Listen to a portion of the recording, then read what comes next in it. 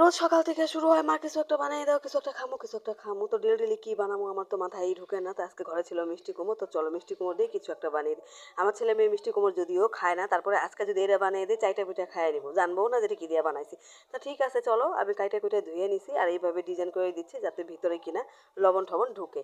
তো এবার ডিজাইন করার পরে আমি এটাকে নুন জল দিয়ে 10-15 মিনিটের মতো মাখিয়ে রাখবো। এই যে হয়ে গেছে, নুন জল দিয়ে 10 মিনিটের মতো মাখিয়ে রাখবো।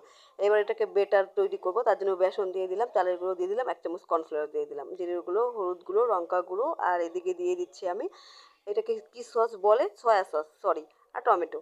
তো যাই হোক, এখন সবগুলো একসঙ্গে ভালো করে ফেটিয়ে নিলাম।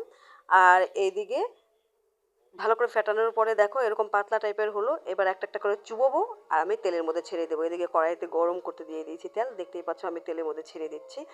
তবে আমার ভয়েসটা কিন্তু অতটাও ভালো না, কিন্তু তারপরেও কি করব বলো, দিতেই হয় যেহেতু ভিডিও বানাই। এবার এগুলোকে মুচমুচা করে ভাজা নামিয়ে নিলাম। এবার দেখো একটা লাঠির মতো লাগতেছে।